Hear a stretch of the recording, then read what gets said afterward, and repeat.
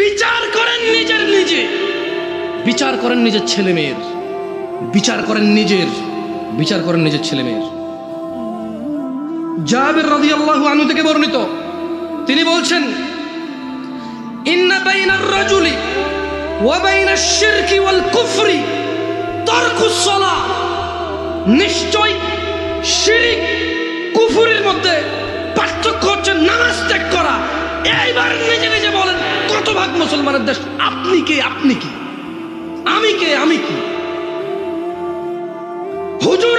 হুজুর কি? তার জুমার মুসল্লি কি? তার সমাজ সেবক কি? তার সমাজ সেবী কি? তার মেয়ের জামাই কি? কার সাথে সে তার মেয়ে বিয়ে দিচ্ছে? কোন ঘরে এই ছেলে কোন ঘরের মেয়ে নিয়ে আসতেছে? তার বউ কে?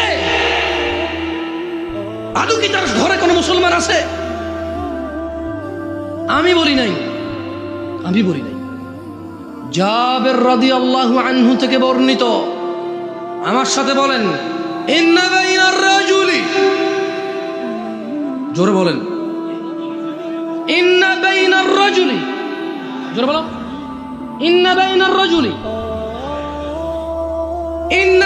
রাজুলি, নিশ্চয়ই একজন ব্যক্তি। তুমি একজন ব্যক্তি তো না? একজন তো তুমি, ঠিক আছে। এই হাদিস এটা বলতেছে, নিশ্চয়ই একজন ব্যক্তি। ওয়া বাইনাশ শিরক, বলো ওয়া বাইনাশ শিরক, এবং শিরক, ওয়াল কুফরি, এবং কুফরি, তারকুস সালাহ, নামাজ ত্যাগ করা। তাহলে একজন ব্যক্তি শিরক আর কুফরের মধ্যে পার্থক্য কি? জোরে বলো, পার্থক্য কি? মুশরিক আর কাফেরের মধ্যে পার্থক্য কি? শিরক আর কুফরের মধ্যে পার্থক্য কি? এটা জাবের রাদিয়াল্লাহু আনহু বলছে। আমি দুঃখিত যদি আপনাকে আমি কষ্ট দিয়ে থাকি হাদিসটা পড়ে।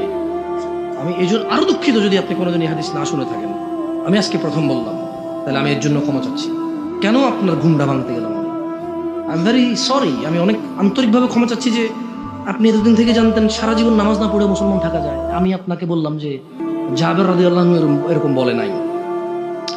জাবের রাদিয়াল্লাহু আনহু এরকম বলে নাই। তিনি বলছে যে আল্লাহর নবী বলেছে যে শিরক, কুফরি আর ব্যক্তি মানুষের মধ্যে পার্থক্য হচ্ছে নামাজ। অন্য অনেক হাদিসে আসছে যে সালাত ত্যাগ করে সে কুফরি। যে লোকটা খারাপ থেকে ফিরে আসে, ঈমান আনে, ভালো কাজ করে, তার আগের যত পাপ আছে আল্লাহ নেকিতে পরিবর্তন করে। নামাজ যেগুলো ছুটেছে খালাস।